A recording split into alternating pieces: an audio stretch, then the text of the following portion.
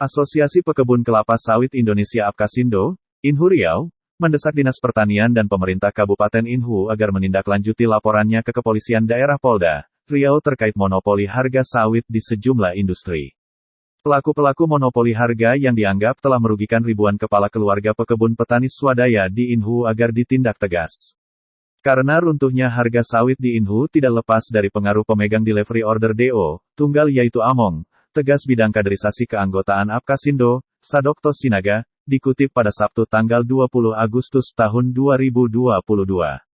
Menurut dia sudah menjadi rahasia umum, bahwa salah satu warga kota Rengat, Among Juragan Tunggal pemasok untuk kebutuhan bahan baku sawit di 3 unit industri masing-masing kapasitas daya olah 60 ton per jam yakni, Pabrik Kelapa Sawit PKS, PT SSR, Swakarsa Sawit Raya, di Talang Jerinjing, PT Sir, Sawit Inti Rakyat, di Bongkal Malang dan PT Kas, Karisma Agro Utama, di Batu Papan.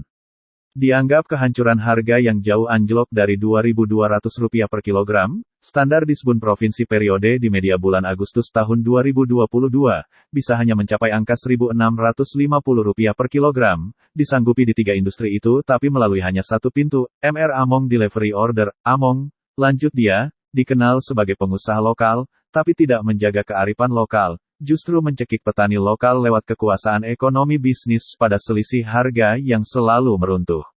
Menjembatani hubungan Among kepada 3 perusahaan industri itu, ia mendirikan Komanditer Venutschap CV, atau yang disebut Persekutuan Komanditer adalah aliansi atau kerjasama yang didirikan oleh seseorang untuk menjalankan bisnisnya. Diketahui ada 4 perusahaan CV milik Among yakni CV Marina Palma, CV Berkah Sawit Tani, CV Sawit Alam Permai dan CV Putra Inhu.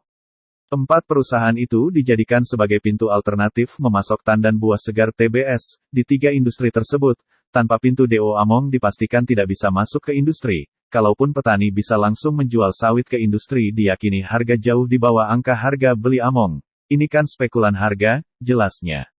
Banyak dijadikan dalih penolakan oleh manajemen industri dan Dinas Pertanian Inhu sehingga menolak petani swadaya mendapatkan harga murni. Alasan industri pemasok sawit hanya dari yang ada wadah petaninya seperti kelompok tani, koperasi yang resmi dari pemerintah.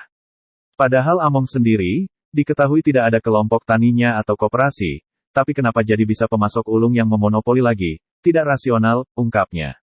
Berkuasa untuk menentukan harga, perilaku dagang sepihak dan tidak mengacu pada azas demokrasi ekonomi harus ditindak tegas secara hukum, tutupnya. Untuk diketahui tanda Sadokto, pasar monopoli adalah suatu bentuk pasar di mana sebuah penjual tunggal menguasai pasar atau monopolis.